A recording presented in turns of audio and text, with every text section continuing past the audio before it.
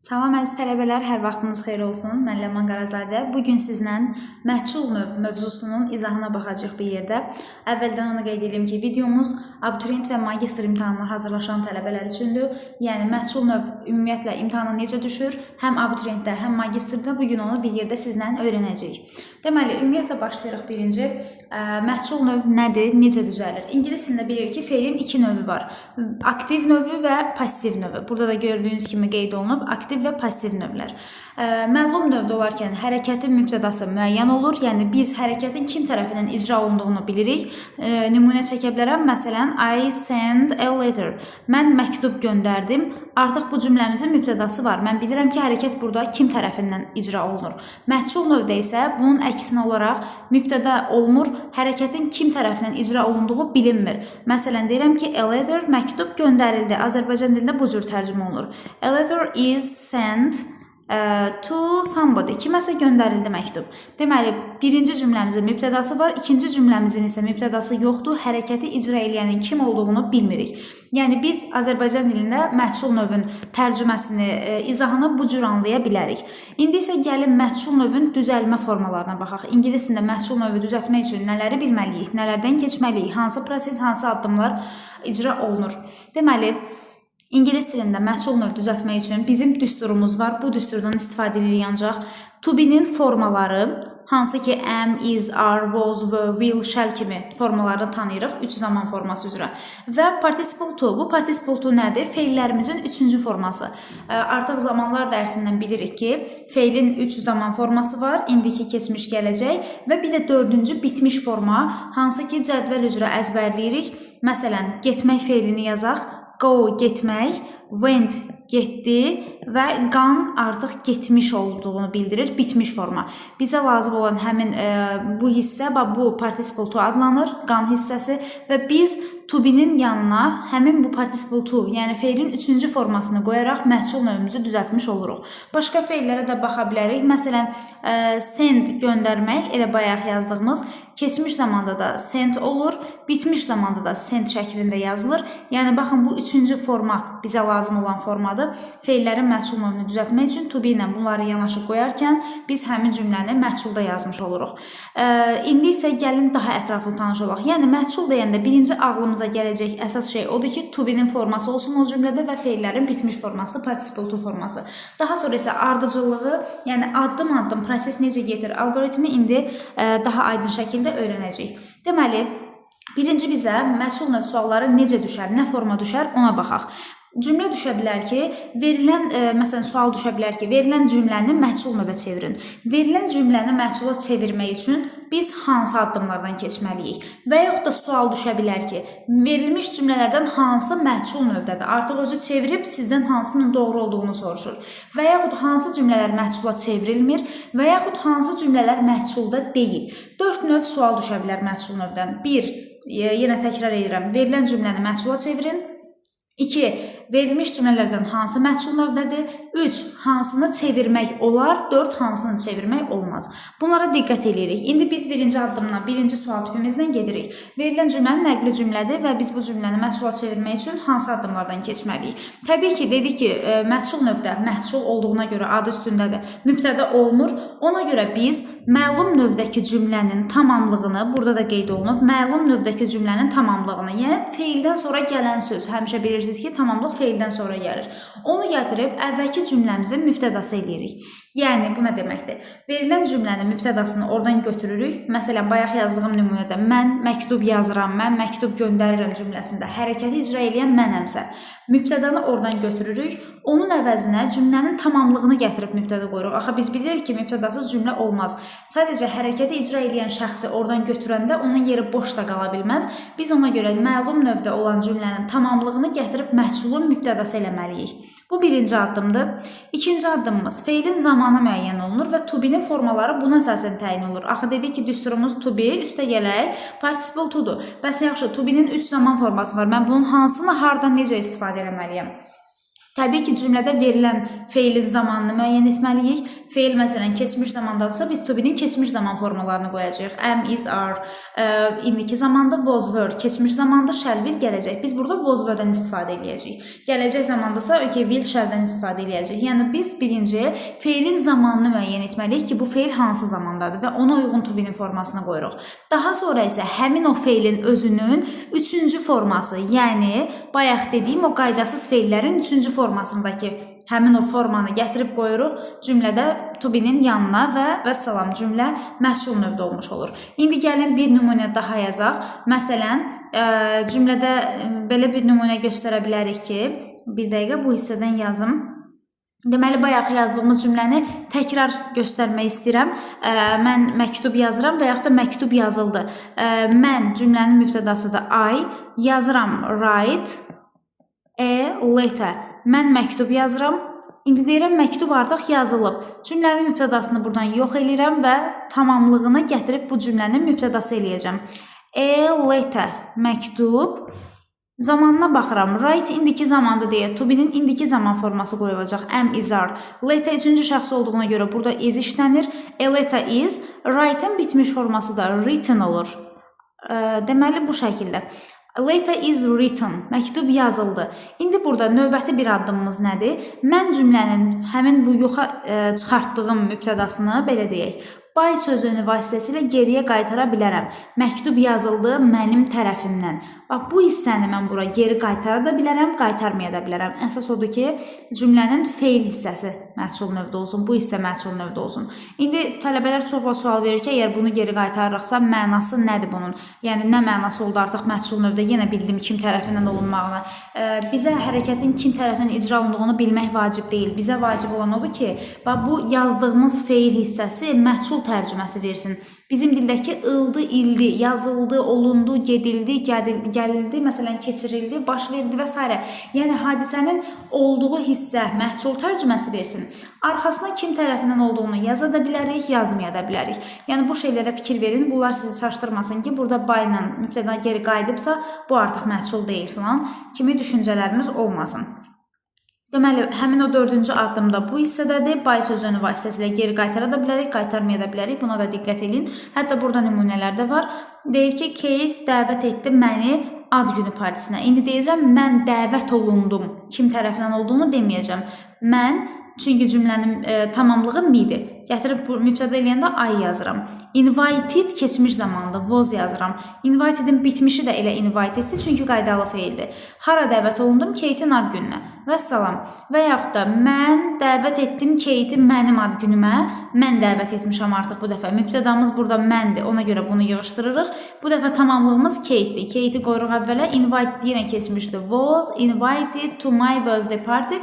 By me də yaza bilərik. Axırda yazmaya da bilərik. Məsələn, burada yuxarıda da by Kate yaza bilərdik. Mən Kate tərəfindən dəvət olundum. Yazmaya da bilərik. Yəni, onların elə bir əhəmiyyəti yoxdur. Yəqin ki, aydın oldu. Yəni, məhsul növünün düzəlməsi ilə bağlı bu qədər. İndi isə keçək sual tiplərinə. Bir də ümumiləşdirək yazaq ki, yəni bu qaydaları tətbiq edəndə nələrdən istifadə edəcəyik? Ümumi bir təkrar eləyək. Deməli, öyrəndiyimiz qaydalar, addımlar necə oldu? Birinci bir cümləmizin tamamlığını tapdıq və cümlənin əvvəlinə qoyduq. Yəni, mübtədanın yerinə bu tamamlığı qoyduq. İkinci feilimizin zamanını tapırıq. O zamana uyğun to be-nin formasını qoyuruq. Keçmişdirsə keçmiş, indikidirsə indiki və s. Daha sonra feillərin həmin o participle to versiyasını, yəni qaydalıdırsa idi, qaydasızsa kökündən dəyişmiş üçüncü formanı gətirib qoyuruq cümlədə həmin o to be-nin yanına. Daha sonra mübtədanı ata da bilərik və yaxud da by sözünü ilə geri qaytara da bilərik. Gördüyünüz kimi qapı açıldı David tərəfindən. Bu şəkildə. Məsələn, qaydasız bir feil olsa, David kitabı açdı desək, tamamlığı tapıram, tamamlığımız kitablardır, kitablar açılır deyirəm, düzdür? Kitablar, feilin zamanını tapıram, took keçmiş zamandır, taken keçmişidir. Ona görə was were qoyacağım. Books cəmdə olduğuna görə were, taken keçmiş forması, bitmiş forması taken olduğuna görə the books were taken. Kim tərəfindən olduğunu yaza da bilərəm, yazmaya da bilərəm. Bu şəkildə gördüyünüz kimi məhsul növə çevirə bilirik. Daha sonra Deməli, indi gəlin zamanların ümumi məhsul növə çevrilməsini cədvəl üzrə baxaq. Əgər verilən cümlənin feili indiki zamandadırsa, deməli biz nə istifadə edəcəyik? Təbii ki, am, is, are və yanında feilin participle to versiyası, variantı. Əgər cümləmiz keçmiş sadə zamandadırsa, yəni getdi, gəldi, idili və yaxud da qaydasız bir feildirsə, biz orada was, were-dən və participle to-dan istifadə edəcəyik. Əgər gələcək zamandadırsa, təbii ki, shall-dən, will-dən və participle to-dan istifadə edəcəyik. Əgər bitmiş zamandırsa, bitmiş zaman have, has-lə düzəlir. Sadəcə burada diqqətli olmalı olduğumuz bir məqam var ki, bunların yanına been də yazırıq. Have been, has been, hətta keçmiş bitmiş zamanda da had been. Daha sonra isə feilin bu participle to versiyası yanında olmalıdır. Yəni, eləcə have, has və yaxud da feilin bitmiş forması olsa, o sadəcə bitmiş zaman olar. Biz onu bitmiş zamandan fərqləndirmək üçün yanına onun been də yazırıq. Have been, has been, daha sonra participle to versiyası. Okey, sadə zamanları bildik, bitmişi bildik. İndi isə keçirik davam edici zamana. Davam edici zamanları necə fərqləndiririk? Onsuz da davam edici zamanın yanında bunun ing-si yazılır. Gördüyünüz kimi burada sadə bir cümlə verilib. To be və yaxud da ing. Məhsula salanda isə arada being istifadə edirik ki, onun məhsul olunduğu bilinsin. Am, is, are, being. Daha sonra feilin bitmiş forması. Məhsulu bu şəkildə fərqləndiririk. Və yaxud da keçmiş bitmiş zaman olsa, yenə was, were, being, daha sonra feilin bitmiş forması. Burada gördüyünüz nümunələrə də özünüz videonu dayandırıb daha aydın şəkildə baxa bilərsiniz. Daha sonra keçirik. Test eləyərkən nələrə diqqət etmək lazımdır? Bayaq da videonun əvvəlində demişdim. Test eləyərkən bizim qabağımıza 4 növ sual çıxa bilər. Verilən cümləni məhsula çevir. Bunu artıq öyrəndik. Algoritm, ardıcıllıq necədir? Yəni cümləni necə biz verilən cümləni çevirə bilərik məhsul növə? Tamamlığı tapıb, zamanı tapıb, to be-ni qoyub, feili yanaşı qoyarkən artıq məhsul növ olur. Bəs başqa nə düşə bilər? Verilən cümlələrdən məhsul olanları seçin. Nələr verilir indi bizə? Əgər məhsul növü seç deyirsə, deməli, birinci cümlənin zamanına baxacam. Am, is, are olmalıdır. Biz əgər indiki zamandadırsa, keçmiş zamandadırsa was, were olmalıdır. Gələcəkdə olarsa, məsələn, shall, will olmalıdır və s. Burada bütün zamanlar üçün ardıcıllıq verilib. Heç vaxt to be-nin formaları üstə gələk been deyə bir şey işlənə bilməz. Biz beni bir dənə have, has və had been-də işlədirik. Yəni, buna fikir verin, testlərdə ən çox səhv olan hissə budur ki, have been, has been, had been-in been-ini götürüb to be-nin yanına qoyurlar. Bu, heç vaxt məhsul ola bilməz. Bir də təbii ki, cümlədə to be varsa, have, has da olmayacaq. Yəni, bu ikisindən biri işlənməlidir. Daha sonra, bu birinci əsas baxacağımız məqamdır ki, yəni verilən cümlələrdə hansıdır? Daha sonra cümlə verilir və deyir ki, bunu məhsula çevir. Həmin variant, həmin o verilən variantlar heç vaxt verilmiş cümlə ilə eyni sözdə başlaya bilməz. Bu, o deməkdir ki, mübtədanı yox eləməmsən orada.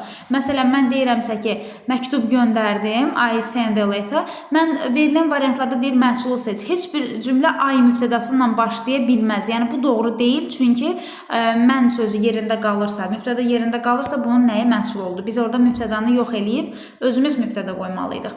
Bu da getdi və cümlənin mübtədasını dedik, by ilə geri qaytara bilərik. Bəzən by-sız da geri qaytarıb yazırlar. Bu səhv versiyadır. İşlənməməlidir bu cür. Fikir verin ki, mübtəda geri qayıdıbsa, by sözünündən qayıtsın. Yəni, kim tərəfindən sözü olsun? By tərəfindən deməkdir. Əgər by sözünü yoxdursa, deməli, bu məhsul növdə düzgün qaytarılmayıb mübtəda. Buna da diqqətlə fikir vermək lazımdır. Gördüyünüz kimi, burada da have been, has been-in işlənmə yerini yazır ki, yəni have, has heç vaxt been-siz işlənə bilməz. Bu olmazlara daha çox fikir verin. Variantı heç zaman dəyişib keçmiş eləyə bilmərik. Məsələn, deyir ki, bitki əkildi torpağa. Bu düzdür. Burada bitki, məsələn, həzdir, təkdə də deyə həz işlənib, have olmaz və yaxud da zamanı dəyişib, mən bura heç vaxt had yaza bilmərəm. Çünki bu indiki zamandadırsa, biz bunu niyə keçmiş zamana çevirək? Yəni, bu kimi şeylərə fikir verin. Ümumiyyətlə, biz məhsulda heç vaxt cümlənin zamanını dəyişə bilmərik. Hansı zamandadırsa, ona uyğun to be-nin forması qoyulmalıdır, ona uyğun cümlədə have, has qoyulmalıdır və s. Yəni, heç vaxt biz orada cümlənin zamanını dəyişə bilmərik. Buna da diqqətli fikir verərsiniz. Daha sonra testlərdə nəyə baxırıq? Had been-ə də eyni şeylər aiddir. Davam edici zamanlarda həmişə being-in olmasına fikir verirsiniz. Am, is, are, being, deməli, davam edici zamanda. Əgər being yoxdursa, bu deməli sadəcə zamandır. Məhsul deyil. Buna diqqət edirik. Keçmiş zamanda da eyni şeylər keçərlidir və keçirik indi növbəti sual tipinə. Bizdən soruşur ki, hansı cümləni məhsula çevirmək olar, hansı cümləni çevirmək olmaz. Bəzi feillər var ki, aşağıdakı feillər, bunların indiki və keçmiş zamanı eynidir. Biz birinci bunların zamanını təyin eləməliyik. Daha sonra isə onların təsirli, təsirsiz olmağını təyin eləməliyik. Məsələn, cümlədə bu feillər var. Kəsmək, icazə vermək, qoymaq, oxumaq. Bunların bilirik ki, 3 formasının üçü də eynidir. İndikidə də, keçmişdə də, bitmişdə də. Cut, let, put, read və s. Bu feillərin keçmişi ilə indikisi eynidir. Bəs biz bunları necə fərqləndirək? 100% orada verilən mübtədalar həmişə 3-cü şəxsdə olur. Yəni 90% hallarda bu çıxır qabağımıza. Əgər 3-cü şəxsdirsə, biz bilirik ki, indiki zamanda feillər 3-cü şəxsdə s qəbul edir. Puts olur, reads olur, lets olur və s. Və bunlar artıq tək olduğunu göstərir. S-i varsa indiki zamandadır, S-i yoxdursa keçmiş zamandadır. Çünki keçmiş zamanda şəkilçi qəbul eləmir feilimiz.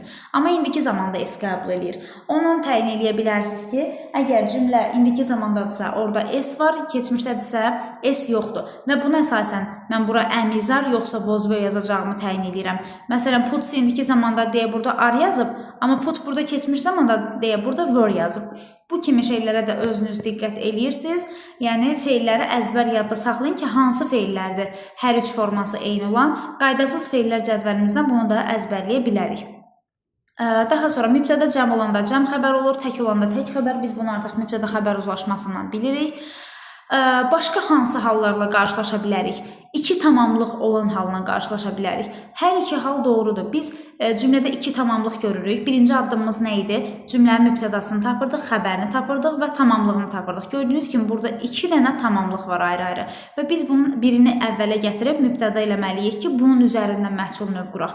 Hər iki mübtədanın, hər iki tamamlığı mübtəda elədiyimiz hal doğrudur. Məsələn, mən verdim ona gül, mən ona gül verdim cümləsində ona gül verildi də deyə bilərəm. Güllər verildi də deyə bilərəm. İki dənə tamamlığım var. Ona sözünü qoyuramsa, her-ı gətirib əvvələ qoyuram, olur she. Gave keçmiş zamanda was. Bitmiş forması given-dır, was given. A nice flower. Ona gözəl gül verildi. Doğrudur. Və yaxud da güllər verildi deyirəm. A nice flower was given to her. Ona güllər verildi. Hər iki hal doğrudur. Hər iki tamamlıq varsa, ikisini də biz məhsul növə çevirə bilərik. Yadda saxlayırıq. Məhsul növdə, məsələn, bəzi feillər var ki, məhsula düşmür, bəziləri də var ki, özündən sonra ancaq to qəbul edir. Deməli, make feili gəlibsə cümlədə, özündən sonra mütləq to qəbul eləməlidir. Yadınızdadırsa, biz mürəkkəb tamamlıq qaydasında deyirdik ki, iki feilin arasında həmişə to ilə işlənməlidir. Məhsul növdə olarsa, bax, həmin hissə indi burada bizə aydın olur. We made her repeat the story. She was made. Repeat-lə bir feildir, made bir feildir. İki feil yanaşı olmaz deyə biz bunu to ilə ayırmalıyıq məcbur. Deməli, o story-ni təkrarlamağa məcbur edildi mənasında artıq iki feil yanaşı gəlir deyə məcbur biz burada to ilə işlədirik. Amma mürəkkəb tamamlıq qaydasında demişdik ki, made-dən sonra to gəlməz. O vaxt gələr ki, məhsul növdə olsun. Həmçinin iki feil yanaşı gəlsin. Daha sonra, məlum növdə tamamlığın qarşısında söz ön işlənibsə, həmin cümləni məhsul növə çevirərkən söz ön əsas feildən sonra işlənir. Yəni, look at kimi, listen to, pay for, pay attention, send for və s. kimi sözlər var ki, söz önündən işlənir feillər. Bunları məhsul növə çevirərkən söz önü əsas feildən sonra işlənməlidir. Məsələn, biz göndərdik, send for the doctor deyirik aktiv növdə. İndi həkimə nəsə göndərmişik, həkim üçün nəsə göndərmişik. Deyirəm, həkim üçün göndərildi. The doctor was sent for. Baxın, bu şəkildə. Yəni, əsas feilin yanında olur. Onu heç vaxt ayıra bilmirik bir-birindən. Sonra nələrlə qarşılaşırıq? Cümləni məhsula çevirərkən zamanların dəyişilməməsi, yəni zaman eyni olaraq qalmalıdır. Sadəcə biz, deməli, keçmiş zamanda dedik, was-dən istifadə edirik, gələcək zamanda will və will-in yanında be olmalıdır mütləq şəkildə. Biz buradan zamanların dəyişə bilmərik. Məsələn, will-i would eləyə bilmərik, has-i have-i had eləyə bilmərik, əmizanı was-bu eləyə bilmərik. Əsas fikir verəcəyimiz şey odur ki, zamanlar dəyişilməsin. Daha sonra, məlum növdən məhsul növə nələr çevrilmir? Təbii ki, şəxssiz cümlələr çevrilmir. Niyə? Çünki onun zaten mübtədası yoxdur. Biz məlum növdə mübtədanı götürüb məhsulun tamamlığını qoymalıyıq ki, o məhsula çevrilsin, düzdür. Əgər cümlədə mübtəda yoxdursa, onsuz da şəxssiz cümlədir. Məsələn, it is raining, yağış yağır. yağış yağdırılır deyə bilmərəm. It is cold, istidir, soyuqdur, yaxşıdır, pisdir və s. kimi cümlələr, şəxsi cümlələr olduğuna görə və şəxsi cümlələrin əksəriyyəti itlə başladığına görə onsuz da biləcəksiniz ki, bu cümləni məchul növə çevirmək mümkün deyil. Daha sonra nəyi çevirmək olmaz? Təbii ki, tamamlığı olmayan cümləni. Bir cümlənin tamamlığı yoxdursa, mən onu necə məchula çevirim? Cümlənin mübtədasını götürəndən sonra onun yerinə nəyi qoymalıyam mübtəda yerinə? Təbii ki, tamamlığı. Tamamlıq olmayan cümlə məchul növə necə çevrilsin? Çevrilə bilmir. Yaxşı, bəs mən nə bilim ki, cümlənin tamamlığı var yoxsa yox? Təbii ki, feildən asılıdır. Cümlədə həmişə tamamlıq feildən sonra gəlir deyə biz feillərə fikir verməliyik. Əgər bu feillər təsirli və ya təsirsizdirsə, bu onun tamamlığı olub-olmadığını təyin eləyəcək. Yəni, feil nəyi sualına, kimi sualına cavab verirsə, deməli o cümlənin tamamlığı var. Amma feil nə etdi sualına cavab verirsə, deməli onun tamamlığı yoxdur. Example, be, olmaq, nə olmaq? Become, olmaq, yenə nə olmaq? Happen, baş vermək, nə baş verdi? Nə yoxa çıxdı, nə peyda oldu, nə yağdı, nə göründü, hara çatdı, kim getdi, kim gəldi və s. Demirəm ki, kimi, nəyi. Məsələn, see feili olsa görmək, deyirəm kimi gördüm, nəyi gördüm. Artıq bu tamamlıq tələb edir özündən sonra. Mən o tamamlığı mübtəda edə bilirəm. Amma baş verdi, məxsus oldu, dalaşdı, oldu, bitdi, getdi, gəldi, nə? Ancaq nə etdi sualına cavab verir. Deməli, bu cümlələrin tamamlığı yoxdur və mən bunu istəsəm də məchula çevirə bilməyəcəm. Bu feilləri diqqətlə əzbərləyirsiniz. Hətta bu videonun bu hissəsini dayandırıb bu feilləri özünüz üçün qeyd götürə bilərsiniz ki, testlərdə qabağınıza çox çıxacaq və sizə çox lazım olacaq. Okey, bura qədər yəqin ki, hər şey aydın oldu. Zamanları öyrəndik, feilləri öyrəndik, nələri çevirə bilərik, necə çevirməliyik və s. İndi gələk cümlədə feillərin modallarla işlənməsinə. Əgər cümlədə modal feil varsa, bunu necə məchula çevirəcəm? Modal feil olduğu kimi qalacaq, yanına be yazırıq və yenə feilimizin participle to, yəni bitmiş formasını qoyuruq. Məsələn, we must take the book. Biz kitabı götürməliyik, deyirəm kitab götürülməlidir. Artıq məchula çevirməliyəm. Kitab, the book, must olduğu kimi qalır. Must'ın yanına be yazırıq ki, be taken, yəni məchul olduğunu vurğulayıb. Bu be onların məchul göstəricisidir. Ona görə burada diqqətli olmalıyıq. Məsələn, has to modal feili be ilə işlənməlidir. Bütün modal feillərə aiddir bu onsuz da. Diqqətli olursunuz ki, məchuldan, cümləni məlumdan məchula necə fərqləndirmək lazımdır, ona baxırıq. Daha sonra gəlirik sual cümlələrinə. Sual cümlələrini məchula necə çevirmək lazımdır? Sual cümlələrində biz bilirik ki, to be-nin formaları və yaxud da do, am, is, are, do, does və s. cümlənin əvvəlində gəlir və köməkçi feil əvvəldə olur. Normal söz sıralaması kimi daha sonra ardıcıllıq gəlir və cümlə sual cümləsində olur. İndi, əgər cümlədə am, is, are varsa, onun sualını ancaq do, does-la veririk. Əgər was, were varsa, o zaman did-lə veririk. Da am, is, are-nın özünü əvvələ keçirmək olmaz. Məlum növdə mümkündür. Əmizanı, cümlədə hansı to be-nin forması varsa əvvələ qoyub məchul eləyə bilirəm. Amma məchul növdə bunların əvəzinə do, does işlətməliyəm sual cümlələrində. Yenə do, does gəlir və participle to işlənir. Sadəcə bunlar bunun qarşılığı kimi göstərilib ki, hansı zamanda hansını istifadə edəcəm. Məsələn, did they criticize the play? Onlar əsəri tənqid etdilər. Deyirəm, yes, the play was critiqued. Əsər tənqid olundu. Bu şəkildə. Məlum növün mübtədası, yəni cavablarda by söz önüsü olmadan işlənməz. Bunu o bir variantda da demişdik, nəqli cümlələrdə. Yəni cümlənin mübtədasını by söz önü olmadan geri qaytara bilmərəm, ancaq by ilə işlənməlidir. Köməkçi feilləri onsuz tanıyırıq. To be-nin formalarıdır, have, has, had-dir, bir də do, does, did-dir. Bunlar bizim köməkçi feillərimizdir. Sualda bizə bunlar lazım olacaq. Məlum növün mübtədası bəzən dəyişilib, obyekt halda them, him, us və s. kimi cavablarda verilir. By sözünü ilə verilir. By sözünü yoxdursa, bu səhvdir deməkdir. Deyirəm, where did they take the children? Onlar uşaqları hara apardılar, hara götürdülər? Deyirəm, uşaqlar hara aparıldı? Parka aparıldı. Kim tərəfindən? Onlar tərəfindən. Onların tərəfindən, bax, burada by sözünü olmalıydı ki, by them. Onlar tərəfindən. By yoxdursa, artıq bunun burada işlənməyin bir mənası yoxdur. Daha sonra keçirik. Sual cümlələrində to be və participle to iki hissəyə ayrılmalıdır. Yəni, yanaşı gələ bilməzlər. Yanaşı gəlirsə, bax, bu şəkildə gəlirsə, deməli, yanaşı gəlir, bu səhvdir. Amma arada bir feil işlənməlidir ki, köməkçi feil. Baxın, burada bu şəkildə, rooms. İsim işlənməlidir ki, biz onu ayırd eləyə bilək ki, bu sual cümləsidir. What were rooms decorated with? Bu şəkildə olmalıdır. Nəqli cümlədə yanaşı gəlir, sual cümləsində isə arada isim olmalıdır, mübtədə olmalıdır. Daha sonra keçirik, deməli aşağıda sual cümlələrində xəbərin tək və ya cəm olması da onsuz bilirsiniz mübtədədən asılıdır. Mübtədə xəbər uzlaşmalarında bunu öyrənmişik. Əgər cümlə mübtədası cəmdirsə xəbərinə cəm qoyacağam, yəni are, were, have. Təkdirsə is, was, has, does və s. kimi xəbərlərdən istifadə edirik. Testlərdə ən çox nələr çıxır? Dediyim kimi, bayaq da qeyd elədik, was-dan binin işlənməsi, were-lə binin işlənməsi, been ancaq have, has, had been olur deyə digər işlənmələrin hamısı yanlışdır. Bu nümunələrə də özünüz baxa bilərsiniz. Və məhsul növdə olan cümlələri seçmək qaydası. Hansı cümlələr məhsul növdədir deyəndə nə axtarırıq? Təbii ki, to be-nin forması və participle to axtarılır. Başqa bir şey axtarıla bilməz. Əgər to be-nin forması və participle to yanaşı gəlibsə, deməli məhsul növdədir. Və bir də təbii ki, feilə baxmalıyıq. Bəzi feillər dedim axı təsirsiz feil olur deyə. Bundan əvvəl qeyd elədiyim kimi təsirsiz feillər olur və onlar məhsula çevrilmir. Mənasına 100% baxmaq lazımdır.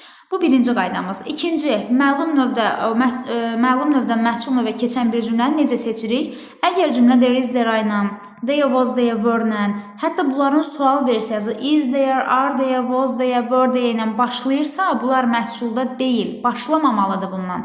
Əgər bunlar başlayıbsa cümlənin əvvəlində, deməli bu məhsul deyil. Çünki burada vardır tərcüməsi verir.